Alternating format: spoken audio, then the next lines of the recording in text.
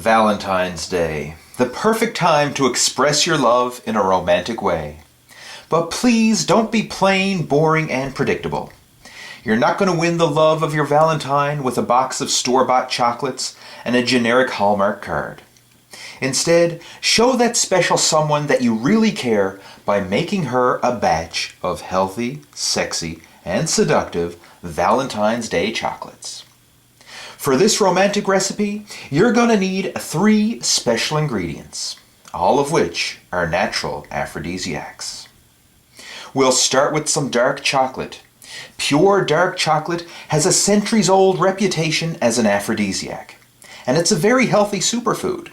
In fact, ounce for ounce, dark chocolate has more antioxidants than foods like blueberries, green tea, and red wine. Chocolate contains more than 500 natural chemical compounds, some of which have been categorized as mood-elevating and pleasure-inducing. One of those is phenethylamine, and this compound is responsible for some of the pleasurable feelings you get after eating chocolate, because it releases natural endorphins in your brain.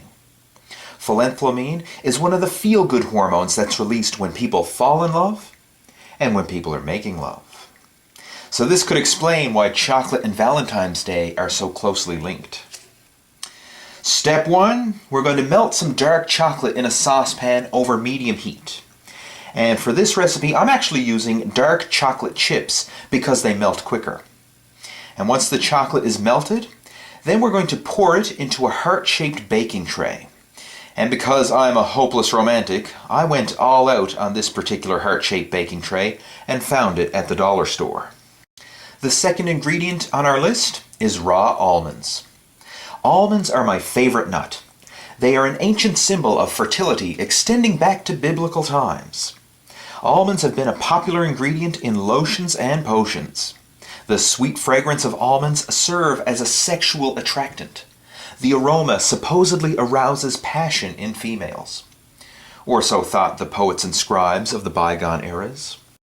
French writer Alexandre Dumas, author of The Count of Monte Cristo, dined on almond soup every night before meeting his mistress. And it was said that Samson wooed Delilah with these tasty nuts. So what we're going to do is take a few of these little gems and place them with our dark chocolate in the heart-shaped baking tray. And after you've done that, you can take the baking tray and place it in the refrigerator to let them cool and harden. Now, if you've ever eaten dark chocolate before, then you know it has a slight bitter taste. So to add some sweetness and an extra dash of love to our seductive Valentine's Day treat, we're going to drizzle our heart-shaped chocolates with honey.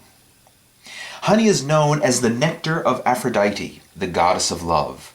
Sticky, runny, buttery texture, and deliciously sweet. Honey is as much a sensual experience as it is a delicious indulgence. Where do you think the word honeymoon came from? In ancient times, it was tradition to present the newlyweds with honey to help them enjoy their first sexual encounters and to aid them in procreating a child.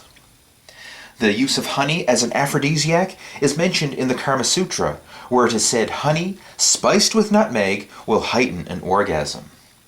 And finally, to quench your thirst while enjoying these romantic Valentine's Day chocolates, pour up a couple glasses of red wine. In moderation, red wine increases blood flow, it relaxes you, and lowers inhibitions. So this Valentine's Day, I encourage you to make a batch of these healthy, sexy, and seductive chocolates. And please leave me a comment below and let me know how these natural aphrodisiacs work for you.